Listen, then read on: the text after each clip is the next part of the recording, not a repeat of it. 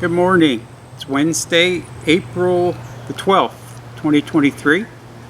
Hump day for you Monday through Friday workers. If you're a midweek or mixed up sort of person, this could be just about any day of the week for you.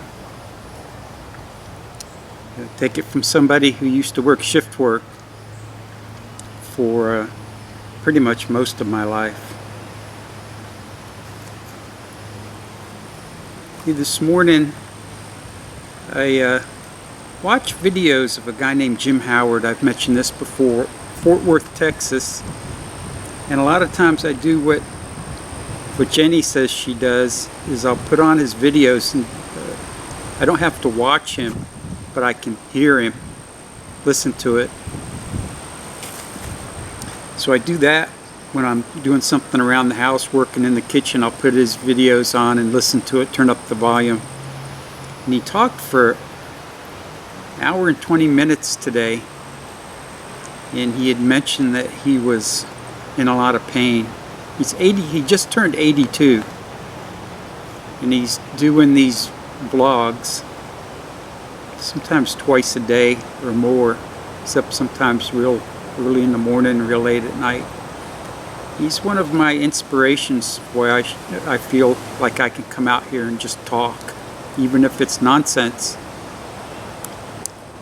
to just talk, because that's all he does, is he tells stories about when he used to work as a security guard at a hospital, or he was a welder, and during this whole time he did a lot of IT work, computer stuff and all sorts of things, wrote code and you name it, on top of being a security guy and a welder and all this other stuff, and had 4 kids and lives with his son in an apartment, Fort Worth, Texas. But today he said he was in a lot of pain, and when you stooped forward he would moan. So I don't have a good feeling about poor Jim. I'll put a link down below to today's post that he did, and it is really kind of boring to sit and watch. That's why I listen to it. Basically, he's telling you his life stories, and they're interesting.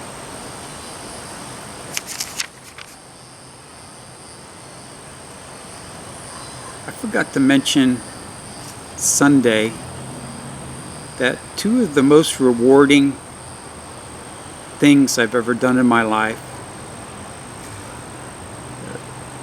in regards to going to church was when I was a teenager in Miami. Twice I went to our church's Easter sunrise service, and both times we're on the beach. The priest was facing the congregation, his back was toward the ocean. You know, when we got there it was pitch black, and he set up his altar on a table with all his stuff, all his things, and when he started the Mass it was still dark out, and as the Mass progressed the sun would come up behind him, and it was absolutely beautiful. And I tried to include some pictures now of some sunrise services to give you an idea. And the ones that I found were Angel from St. Anastasia Catholic Church. They actually had a service this past Easter, and I didn't see any pictures from that. The pictures they had were from 2019, and I think it was on their Facebook page. And I was able to copy some of those. But when I looked down in the corner, it said copyright Marisol Photography. So I'm pretty sure if I posted those, you know, in this video, that they would probably get copyright violation. I'd get a strike. So I'm not going to do that. But if you see pictures of sunrises, and just imagine what it would be like to be there for church. It's just I remember both the times we did that. It was my mother, Elizabeth, and Teresa played on the folk group, which is the guitars. and it was a lot of parents with teenagers that were out there. It was beautiful. But Angel, you've got the perfect place. Maybe next Easter. Anastasia was at Pepper Beach Park at 6 a.m. last Sunday is when this one was. And from the pictures from 2019, it looks like they've got like 100 or more people there at times. But the pictures are beautiful. Pictures are beautiful. Well, maybe I'll get a chance to get up there next Easter, and we'll go to the sunrise mass, St. Anastasia.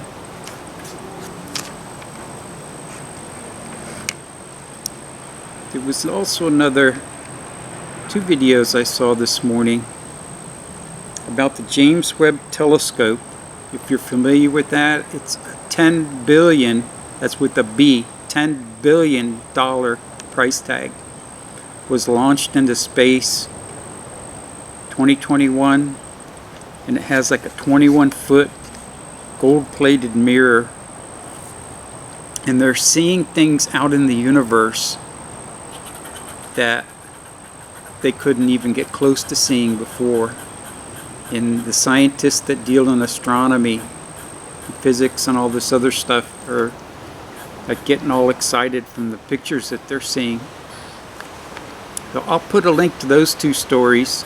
One was ANOVA, which is the PBS show, and the other one was just a short story from today. But I'll put those links down in the description. And something else I forgot to mention when I was talking about supplements. And the two that I showed you before were some of the most important. But recently, because my blood work's been off, something to do with the red blood cells. So I did some research, and it mentioned something about B12. I used to take B12 a long time ago, so I got some B12 gummies, and I'll put a picture of it up here. Some B12 gummies. Get them at Publix has those, and Walmart. It's cheaper to get them at Walmart, like a 160 count jar. And you have to kind of let them dissolve in your mouth. It's 41,000% of your daily allowance of B12. And the reason I read about why they put so much in there is that it's really hard to get artificial supplements of B12 into your system. That it helps if you dilute it in your mouth.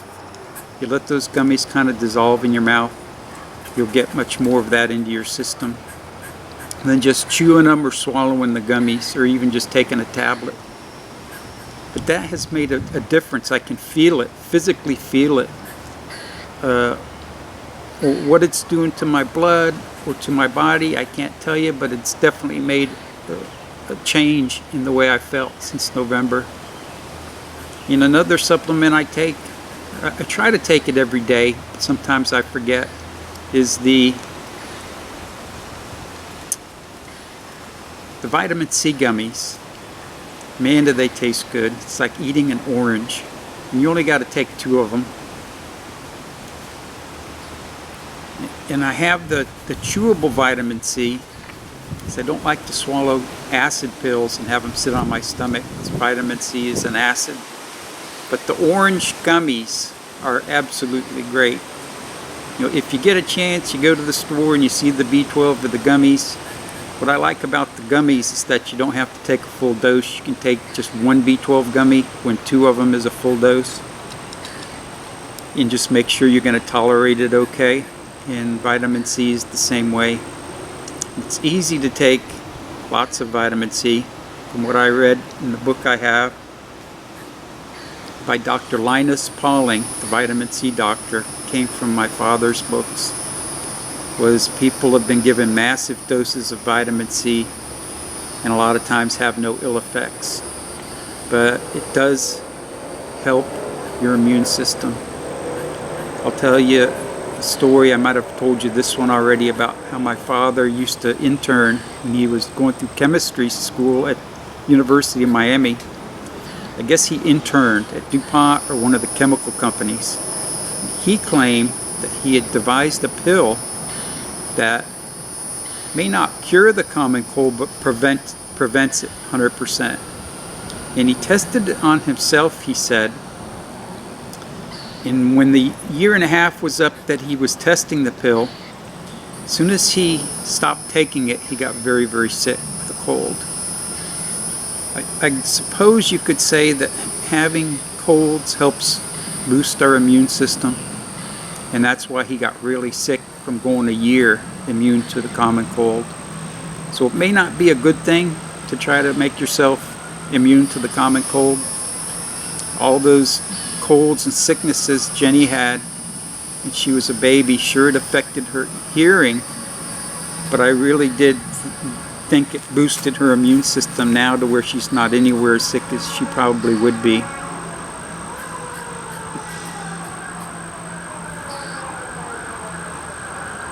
Sirens. Fire truck.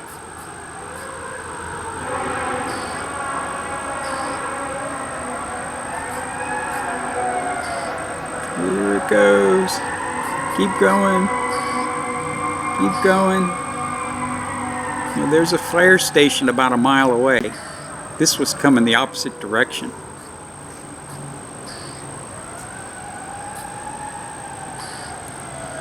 So if you get a chance and you're not feeling all that great, take some B12. Remember, you gotta let it dissolve in your mouth. Because some people get the tincture, they put it under their tongue. According to what the doctors I follow online, I'll put that link down there too. Dr. Weening, Dr. Zalzel just did one on the vitamin B12, and I had a lot of those symptoms, the nausea and the weakness and stuff like that, and it really has helped. And the vitamin C, excellent during the cold and flu season, builds your immune system. Of course, people that have deficiencies in vitamin C will have deformities in their mouth, and eventually, I guess they call it scurvy when you get sick. And that's why on ships that used to come from England, the old schooners, they would have barrels of oranges and apples in water. The water would keep them cool and keep bugs out of them, but that's what they were for, is to prevent scurvy. And when you hear pirates saying, you scurvy beast, because I guess you would get sores all over if you start running short on vitamin C. So that's why they had these barrels of fruit. Why it was always important to have fresh fruit on these sailing ships of old.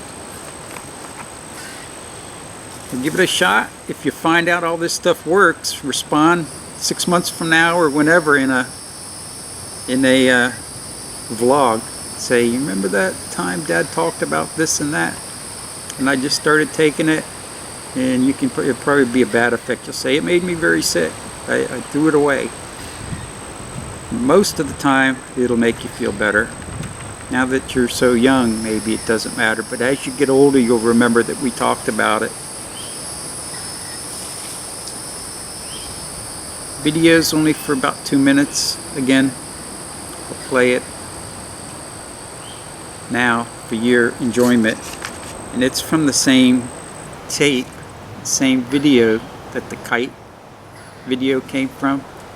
So I don't know if I've already included some of this in one of the videos I did.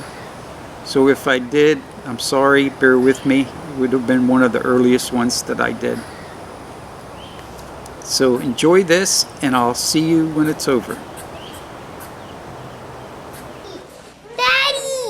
Daddy! Could we let Quay go in Kuda's jail? Only on Leif Erikson Day. It is! What is today? Today is Leif Erikson Day. And what do we say on Leif Erikson Day? Binga bunga boonga. Could we let Quay in? Binga bunga boonga. Strangle your sister! Ah, she strangled me! Where's the coat? Guys!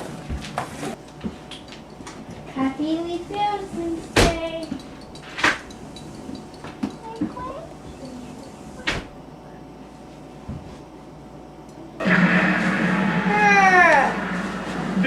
Daddy, I just turned 11.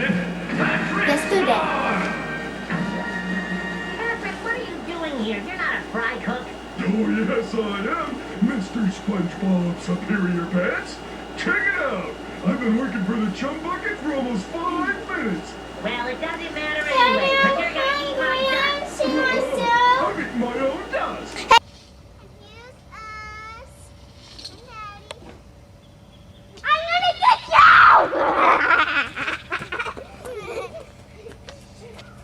Hey, put those sticks down. Girl.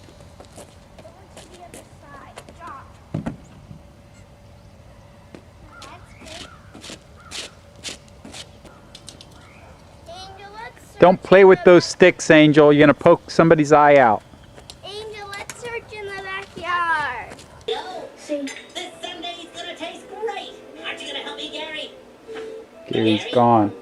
Yeah, it smells bad. Ew, he eats it. He ate it all gone. Onions and rotten peanuts.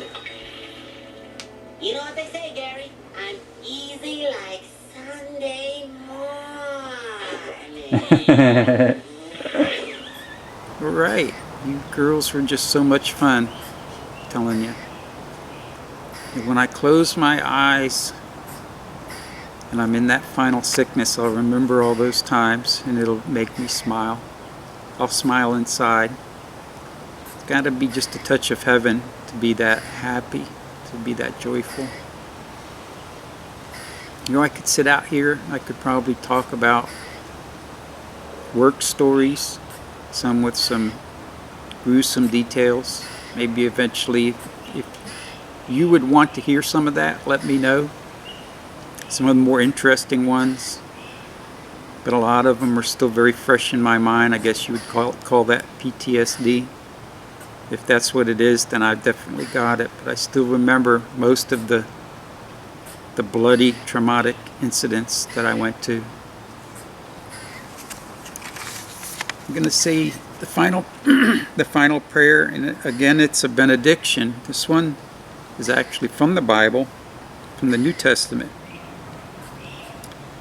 from the book of Romans, which is St. Paul, chapter 15. I pray that God, the source of hope, will fill you completely with joy and peace because you trust in Him. Then you will overflow with confident hope through the power of the Holy Spirit. May we have peace and joy because we trust in Him. Jesus, I trust in you. Lord, kindly grant that we might be reasonably happy in this life, and supremely happy in the next. I love you. Thanks for staying with me through this. And I will see you tomorrow.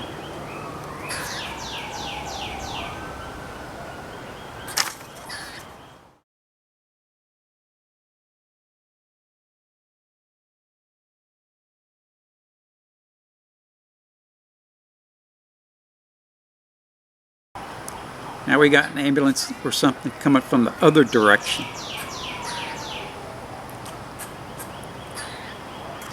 There's something going on, like a wreck or something. And you hear that many of them. Yeah, they're like all around. What is this? The city of sirens. What is the city we live in? The city of sirens. Maybe I'm going to work on a graphic for that, like a Photoshop thing, like we did with Stephanie, no PE and yes to TV. I'll do that City of Sirens. You know, come visit the City of Sirens. Oh well, that's enough.